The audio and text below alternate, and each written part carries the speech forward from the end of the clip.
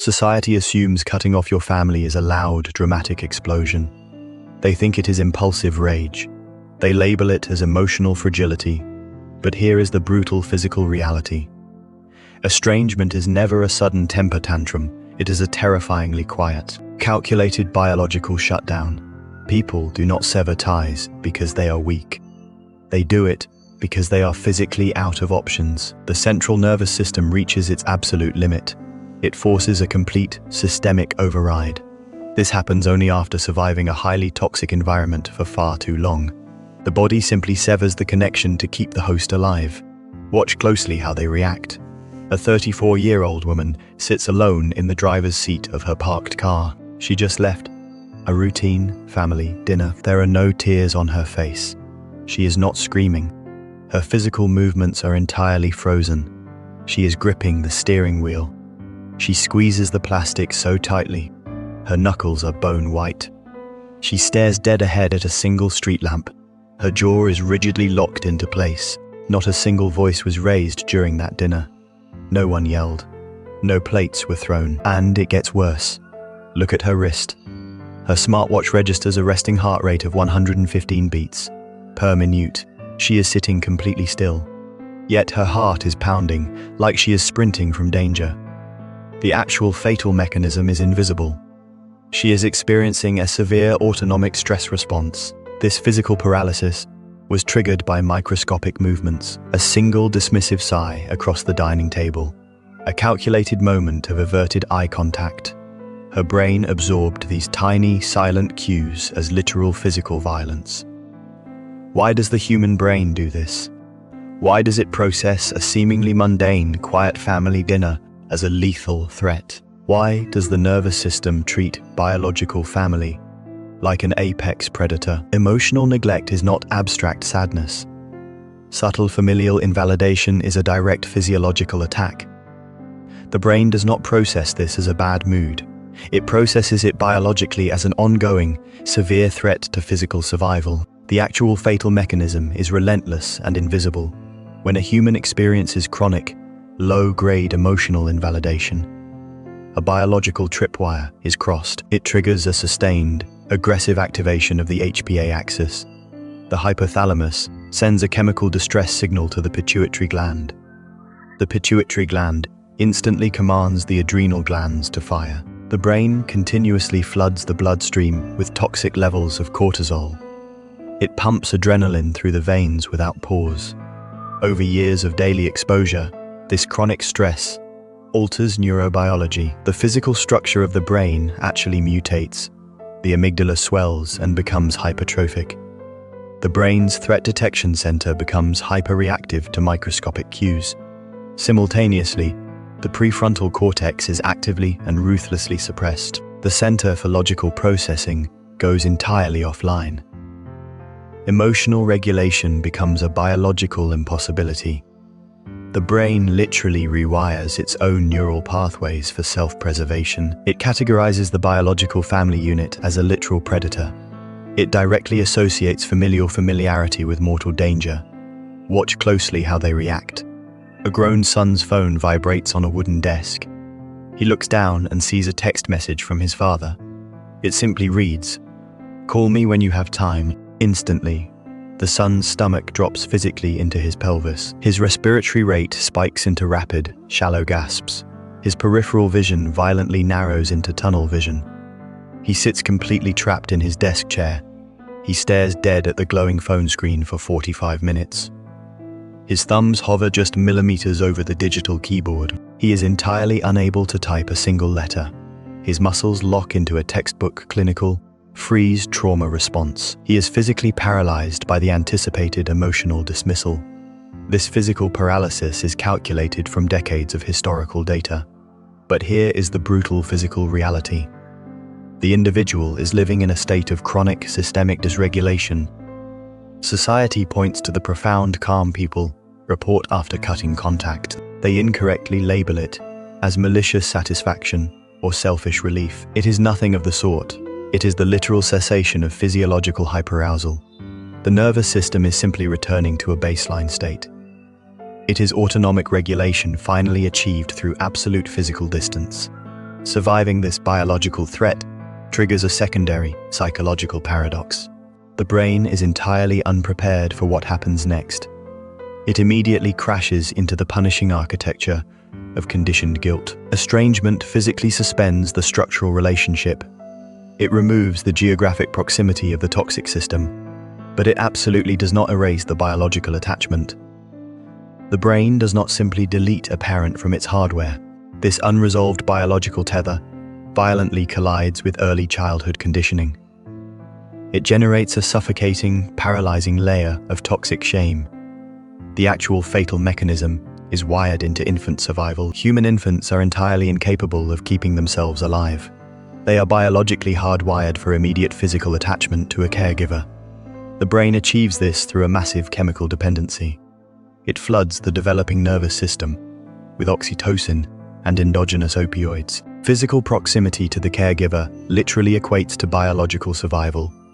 In family systems built on conditional affection, this survival circuitry is hijacked. The child is subjected to brutal, daily operant conditioning. The brain's reward circuitry is trained via intermittent reinforcement. Predictable safety is denied. Approval is only granted after total submission. The child's nervous system learns to equate self-betrayal with physical survival. When the adult finally severs the tie to protect their sanity, the system fractures. Extreme cognitive dissonance physically tears through the brain. A newly activated neural pathway fights for absolute self-preservation. It fires in direct violent opposition to a deeply ingrained survival pathway. That old circuitry relentlessly dictates that blind loyalty equals fundamental morality. A woman successfully spends her first holiday season completely isolated from her highly critical family. She sits physically safe in a silent room by her own fireplace. She holds a warm cup of tea in both hands. Suddenly, her spine violently curves. She physically hunches forward over her knees. She drops the cup and presses the thick heels of her hands violently into her eye sockets. She pushes the bones of her wrists against her face until her vision blurs. She audibly whispers into the empty room. She asks the dead silence, "What kind of monster does this?" She compulsively grabs her phone from the table. Her thumb mechanically scrolls through the screen to her mother's contact file. She stares directly at the call button. She physically battles the intense physiological urge to hit dial. Her brain demands she apologize for setting a boundary that keeps her alive. And it gets worse. The individual forcefully internalizes the physical separation. They begin ruthlessly punishing themselves merely for surviving the trauma. The brain actively weaponizes this manufactured guilt. It uses toxic shame as a substitute mechanism to keep the neural network active. It forces the nervous system to maintain a biological connection to the severed relationship. But here is the brutal physical reality. This relentless internal punishment eventually burns through all metabolic reserves. The biological guilt circuitry completely burns out. This drops the individual straight into a terrifying, unmirrored void. It violently strips away the very structural foundation of how they navigate objective reality. The oppressive family structure does not just dictate behavior, it physically builds the architecture of the self. When you remove that toxic structure, the core identity violently collapses. There is no gradual transition. The brain drops into an absolute terrifying blankness. The entire persona must be painstakingly rebuilt from absolute zero. The actual fatal mechanism is driven by the looking glass self. Human identity is mechanically constructed through interpersonal mirroring. An infant learns who they are by watching their caregivers react. When the primary source of that biological mirroring is severed, the system crashes. The brain undergoes massive, involuntary identity destabilization. The assigned family roles vanish overnight. The designated scapegoat no longer has abusers to absorb. The quiet peacekeeper no longer has chaos to regulate. Those specific, heavily reinforced neural pathways are suddenly starved of stimuli. They are no longer triggered by daily, unpredictable abuse. The brain is forced to execute aggressive synaptic pruning.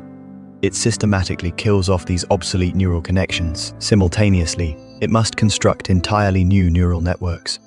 It must build pathways for basic self-referencing from scratch. This is a violently energy-consuming cognitive task. It physically exhausts the human body. It generates a highly disorienting clinical state. Watch closely how they react. A man stands perfectly still in an office break room. A new colleague asks him a dangerously simple question. The colleague says, "Where do you want to grab lunch?" The man physically freezes in place. His eyes dart rapidly to the upper left corner of the room. His vocal cords severely tighten in his throat.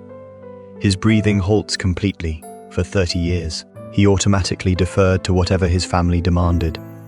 Total submission was his only tactic to avoid brutal conflict. Now, there is a complete absence of that external pressure. He furiously scans his own brain for an answer. He realizes he possesses absolutely zero internal data on his own preferences. He swallows hard against a dry throat. He is left navigating the terrifying blankness of his own desires. And it gets worse. This triggers a prolonged period of profound neurological isolation. Severe clinical depersonalization takes over the physical body. The individual feels exactly like a ghost walking through their own life. They lack the toxic external friction they were programmed to survive. They no longer have the crushing familial demands to confirm they even exist. The resulting silence is physically deafening. But here is the brutal physical reality. It is exactly within this agonizing, blank void that survival takes over. The brain completely refuses to remain formless. The most ruthless and permanent psychological evolution finally takes root. Society relentlessly pushes for reconciliation. They view a severed family tie as an open wound. They demand you forgive and forget to achieve peace. But healing does not mean repairing the toxic structure. It does not require returning to the source of the pain. Healing means the ruthless integration of biological reality. It is a permanent, physical recalibration. It violently alters every future human interaction you will ever have. The actual fatal mechanism shifts from pure survival to aggressive optimization. The nervous system slowly regulates outside the toxic environment. The daily, lethal flood of cortisol finally ceases. Neuroplasticity physically rebuilds the damaged brain. It aggressively maps entirely new neural paradigms of physical safety. The individual develops cold, calculated hyper-discernment. The prefrontal cortex regains absolute structural dominance over the amygdala. The logic center permanently overrides the hyperactive threat detector. This allows the brain to evaluate all relationships differently. It relies solely on objective, observable behavioral consistency. It demands proven, sustained emotional reciprocity. It completely abandons the dangerous default setting of blind biological attachment. The brain systematically reroutes its core attachment needs. It selects entirely new, chosen systems of people. Psychological safety must now be biologically verifiable before connection occurs. Watch closely how they react. A woman sits calmly in a high-stakes corporate meeting. A senior manager directs a sharp, passive-aggressive tone at her. The vocal inflection is perfectly identical to her estranged mother. It is specifically designed to trigger compliance through shame. 5 years ago, her autonomic nervous system would have collapsed. She would have nervously laughed to frantically diffuse the tension. She would have physically shrunk down into her leather office chair. She would have rapidly over-explained herself to survive the interaction. Today, her spinal posture remains perfectly straight. The microscopic muscles in her face do not flinch. She holds steady, unblinking eye contact directly with the manager. She lets a suffocating, 3-second silence pass through the quiet room. She calmly states, "Can you clarify exactly what you mean by that?" She physically refuses to absorb the weaponized anxiety. She deflects it entirely back to the biological source. And it gets worse for anyone attempting to manipulate them. This creates a permanent, irreversible raising of relational standards. The individual no longer tolerates microscopic behavioral inconsistencies. Their immediate social circle shrinks drastically and rapidly. The dead weight of toxic dynamics is ruthlessly cut away. There is absolute zero hesitation in removing new interpersonal threats. The remaining human connections become fundamentally different. They are built purely on mutual nervous system regulation.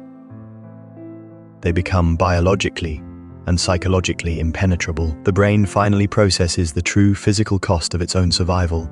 This forces a brutally efficient cognitive endgame. Reconciliation is a manufactured myth. It is aggressively sold by a society terrified of fractured foundations. But here is the brutal physical reality.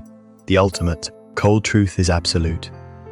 Some familial bonds are functionally lethal to adult survival.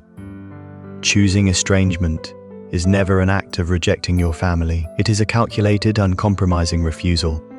You are refusing to participate in your own psychological assassination. You do not heal by returning to the biological source of the wound. You heal by learning to walk entirely forward. You carry the phantom limb of a family you never truly had. You finally realize that baseline survival requires absolutely zero apologies. Stop waiting for the apology. That will never arrive. Your brain is actively wasting critical metabolic energy on a complete fantasy. Your immediate physical task is to audit your own physiological responses. Today, you must write down 3 specific biological triggers. Identify the exact environments that cause your resting heart rate to violently spike. Name the specific interactions that physically tighten your chest cavity. For the next 90 days, your protocol is absolute. You must mechanically remove your physical body from those spaces. You must do this the exact second your nervous system registers a threat. There are no verbal explanations required. There are absolutely no compromises. You execute immediate, silent physical extraction. If this breakdown just cracked open a reality you have been fighting to hide, hit subscribe. We do not manufacture comfort here. We deliver clinical clarity, no matter how much it physically hurts. See you in the next one.